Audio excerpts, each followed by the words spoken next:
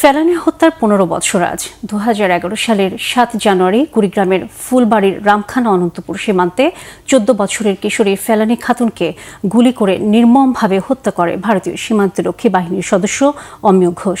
সেদিন প্রায় ৪.৫ ঘণ্টা কাঁটাতারে ঝুলেছিল ১৪ বছরের কিশোরীর নিথর দেহটি। ঘটনাটি আন্তর্জাতিক গণমাধ্যম সহ বিশ্বের মানবাধিকার সংগঠনগুলোর নজরে আসে।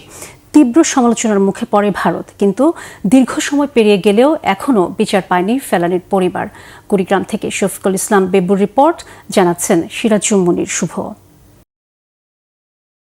কুড়িগ্রাম সীমান্তে কিশোরী ফেলানীর নির্মম হত্যাকাণ্ড ইতিহাসের এক বেদনাবিধুর অধ্যায়। ১.৫ যুগ পেরুলেও ন্যায় বিচারের মুখ দেখেনি পরিবার। সময়ের আবর্তে অনেক কিছুই বদলে গেলেও বদলায়নি ফেলানীর বাবা নুরুল ইসলামের অপেক্ষা।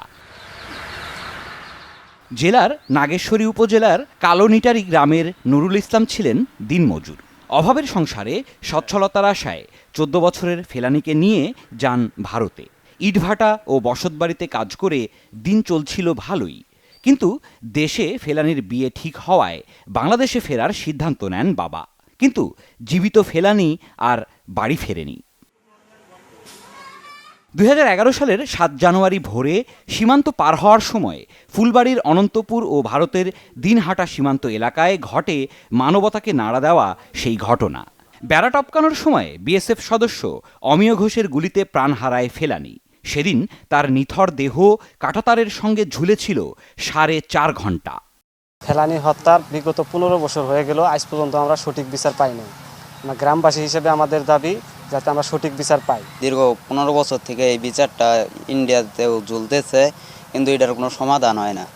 ঘটনার ২ বছর পর ২০১৩ সালের ১৩ আগস্ট ভারতের কোচবিহারে জেনারেল সিকিউরিটি ফোর্সেস কোর্টে ফেলানী হত্যার বিচার কার্যক্রম শুরু হয়। সাক্ষ্য গ্রহণ শেষে খালাস দেওয়া হয় অভিযুক্ত অমিয় ঘোষকে।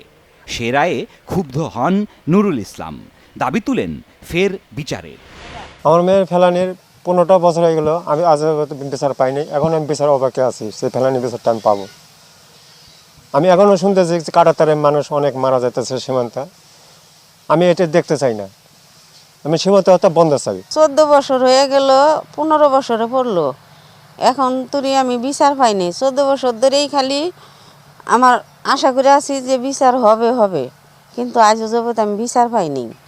পরে ২০১৪ সালের ১৭ নভেম্বর আবারও আদালতে সাক্ষ্য দেন ফেলানীর বাবা।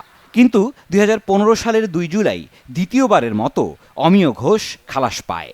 প্রতিবাদে নুরুল ইসলাম ও ভারতীয় মানবাধিকার কর্মী কিরিটি রায় দেশটির সুপ্রিম কোর্টে রিট করেন, কিন্তু বারবার শুনানির তারিখ পেছানোয় আজও নিষ্পত্তি হয়নি।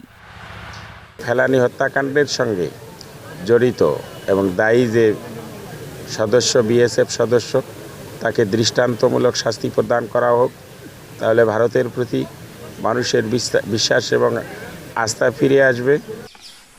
সে ঘটনার পর পেরিয়েছে প্রায় ১.৫ যুগ। ফেলানী হত্যার বিচার হয়নি আজও। গত ১৫ বছর ধরে ন্যায়ের অপেক্ষায় পরিবার। দাবি একটাই, মেয়ের হত্যাকারী অমিয় ঘোষের বিচার। সিরাজুম মুনির শুভ, বাংলা ভিশন নিউজ ডেস্ক।